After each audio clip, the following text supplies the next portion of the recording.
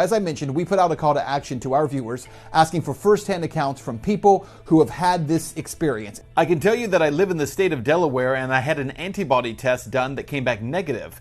A few days later, I got a letter from the Department of Health saying I was positive for COVID, but I did not have a diagnostic test for COVID. In my case, I received a voicemail of a doctor stating that he had my COVID test results.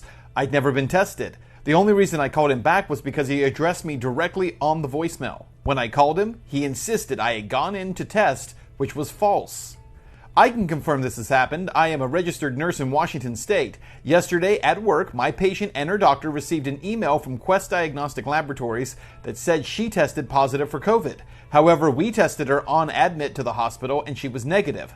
After some research, we found that her doctor had canceled the lab order at Quest because she was admitted, and they never even ran the test, but reported her as positive.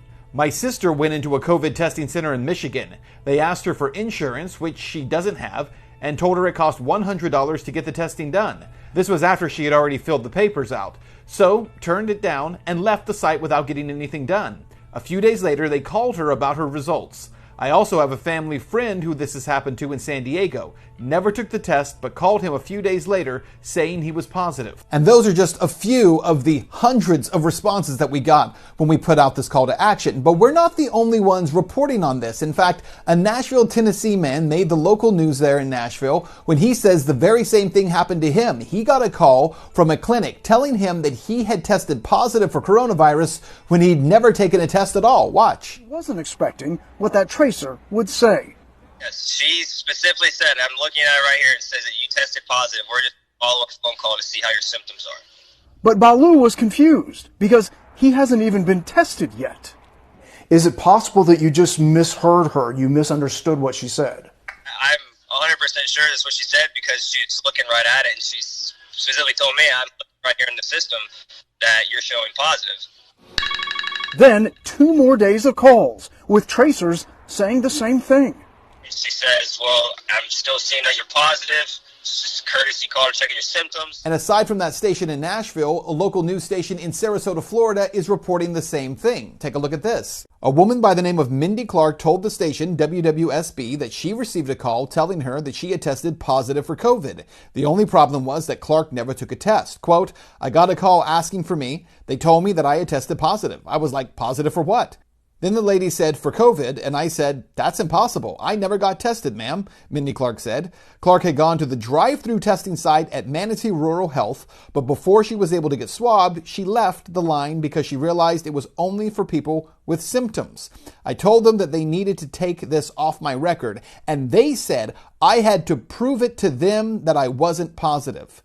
Clark continued, she tested negative just 2 days later and also tested negative for the antibodies. And that alone is very strange. Not only did this woman, Mindy Clark, say she was never tested in the first place, but now the clinic is telling her she has to prove to them that she does not have COVID-19 or coronavirus. How sloppy is the process that they're going through? And by the way, this is not just happening in Tennessee and Florida. We have heard from people in Idaho, in Delaware, in Connecticut. We've heard from people in Georgia. We've heard from people in California. We've heard from people outside of the country, as far away as Australia, who say they have had this same experience. Now, as a journalist, I must say this, that the anecdotal evidence that some people are providing is not proof that there is something running afoul here. But as a journalist, here's what you do. If a group of people are standing in one spot and pointing and saying something is happening over there, as a journalist, you should go and find out what that thing is, not declare to them that you don't know what you're talking about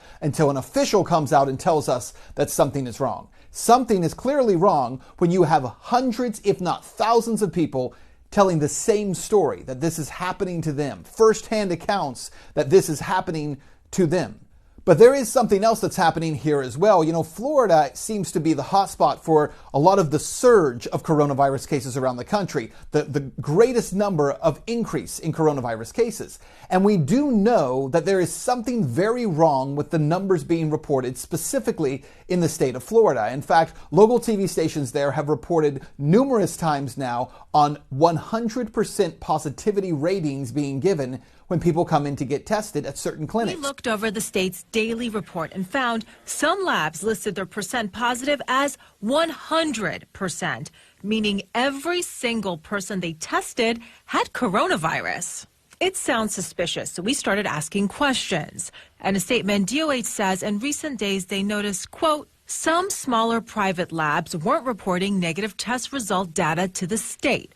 The department immediately began working with those labs to ensure that all results were being reported. Yeah, but it turns out it wasn't just smaller labs that are pulling those numbers. In fact, Orlando Regional Health Center corrected the Florida Health Department, which had been claiming that tests from their center were coming back 98% positive. However, Orlando health officials say that is incorrect.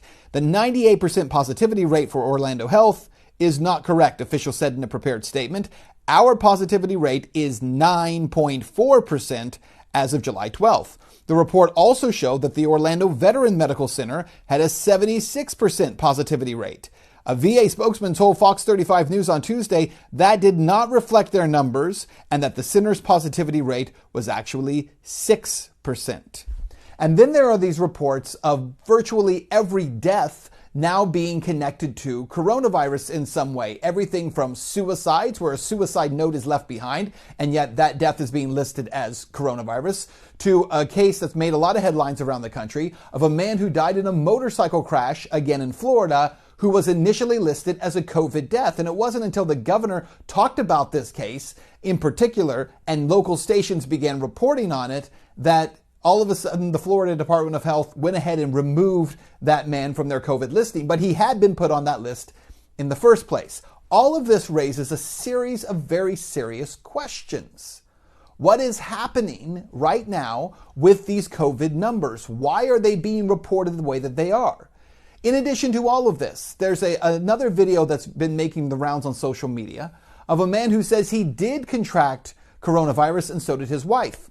And what he says is not only did he contract it, and so did his wife, but he got a call from a clinic asking him to rate on a scale of 1 to 5 the seriousness of his virus. He says he would rate it a 0 because it wasn't serious at all. And then he says the person on the line asked him to lie about the severity. Watch this. I just get a phone number. I got it 4 times a day. Finally answered my phone number. It's somebody from Cook County. They are calling to check up on me to see how my COVID was doing, which we had, a month ago? When was it? 3 or 4 weeks ago, whatever it was. So I tell them I'm fine. They then ask me if I'd be willing to take a quick survey and jump on a website and film a quick video explaining to people the dangers of this illness. And she asked me from a 1 to a 10 how bad my illness was, and I said 0, because we didn't have anything. I had a 99 fever. Christy had nothing. So she says on the phone, we can't do 0. I'm like, I didn't have anything wrong with me. And she's like, well, would you be willing to jump online and fill out a short form explaining that it was dangerous and that you did have a severe illness so that other people that have it will be more informed? How fucked up is that? So what does all of this mean? Well, it could mean a lot of things. One thing that it means is that as we've watched this surge of new cases across the country, specifically in the states of Texas, and in Florida, and in California, as we've watched that surge, there has been a new surge of lockdowns in place and governors reinstating orders to control people's behavior, telling businesses they cannot open again, telling schools they cannot open in the fall, which affects parents who have to work, affecting the lives and the economy of the entire nation. And it's based upon a surge in numbers related to coronavirus illness. The bottom line is that a true pandemic does not need any help from government officials or from clinics recording numbers improperly or from doctors writing the wrong cause of death on a death certificate. It doesn't need any help. A true pandemic is truly deadly on its own in and of itself. And yet what we're seeing day after day after day with the COVID-19 pandemic is that along the way, the numbers continue to seem to be inflated. They continue to be wrong. There continue to be lots of problems in these systems and problems that are unnecessarily there. All across the nation, we are seeing people with these same stories, and it should be journalists who are chasing these stories down. It's the only way we're going to get transparency in this process. If you have a firsthand account of this happening to you, please share it with us. ISC.media. Let us know your story. We'd love to help share.